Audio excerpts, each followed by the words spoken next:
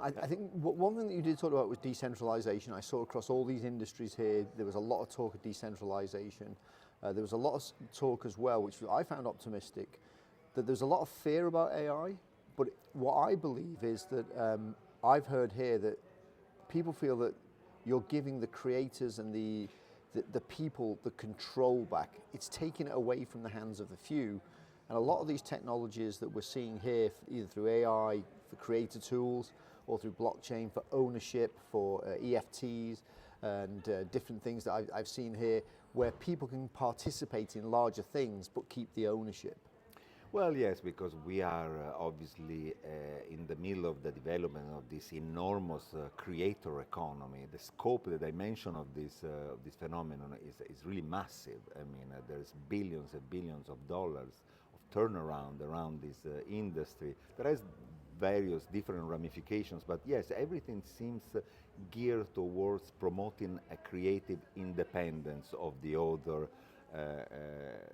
with respect to what were the traditional industry intermediaries, the studios, the traditional financiers, try to empower creators and give them an opportunity, like I said, to connect directly with their audiences, utilizing technologies that enable them, not only in a creative sense, but also technically, financially, and providing the pipelines of distribution for their content.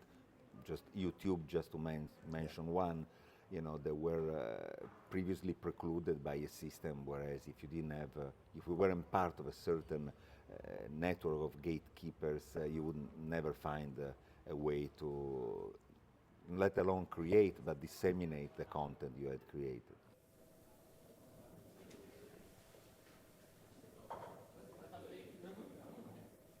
But I think I'm very interested also to hear what you will have to say about AI, because you obviously will speak about it from the perspective of a very particular and very relevant industry. Well, I mean, my industry, the global entertainment industry, is approaching 3 trillion in value. So I guess there should be interest for what's going on in that realm. But what about yours? Yeah, so I'm going to talk this morning about robotics, health robotics, AI, and autonomy, and how AI will help us to move towards autonomy in this. And again, it's the same themes, though. It's really interesting. It's the same themes. So a lot of the themes that I'm going to talk about are based around improved imaging, video, and if you look at things like training and the AI, the way that it's being used in simulation, and I'm going to show some videos today where it's starting to get very difficult to understand what's a computer-generated simulation for surgery and what is real. It's the boundaries are now going down as these models get better and better, and the reality and the fidelity gets better. So I'm going to be able to see that. And the other thing as well is that we're going to be able to show how this technology is also, and it's a word I don't like to use in surgery, but it's the democratization. So what you're going to be able to do, and I think it's a parallel to what you're seeing for filmmakers, is that in the past there was the 10% of surgeons that were the elite, that were the ones that were capable, the ones where the hospitals gave them access to the top equipment, and only they could perform at that level. Yeah. Similar to creators in the film industry, that only Sony had access to the studios, right, and the budgets, the big budgets. Right. What this technology has done now also in surgery, as it has done in film, is it allows everybody to have the same quality, the same access, the same capabilities.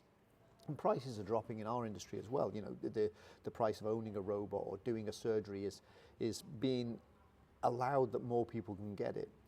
But the AI and assistance that is supportive means that even people with slightly lower skill sets, or slightly, they didn't go and do cinematography for 5 years somewhere, the surgeons get access to the centralized hive brain of all the other surgeons. All the knowledge of the world of the surgeons is now being centralized, and they get access to it. So I'm going to show today a little piece of video that shows where the systems will alert surgeons of these are the high-risk areas that we know from around the world. When we get to this stage of the procedure, we're going to offer assistance. So I think there's lots of parallels, and I've seen it across many industries here, but I think there's lots of parallels between what I'm talking about today, and that's probably why we've been placed back to back, of how what you're showing is this democratization, this ability to give the power and control back to the creators. And the analog of that is that the AI and the robots and the autonomy gives the power back to the users, the surgeons in my case, in many cases. But also, I'm going to show phlebology robots that do automatic blood draws. I'm going to show dental robots that automatically do things that only a few dentists in the world could do today. Right. Now it allows every dentist on the planet to be able to do it in a supervised way, of course. It doesn't just let them take over. So I'm going to talk a lot about that. And I think what's another key theme, and we'll probably end on this one, is the fact that there's an excitement of investment into these areas. Some people may say it's a little bit of a bubble. I don't believe it's a bubble. I think this is a long sustainable.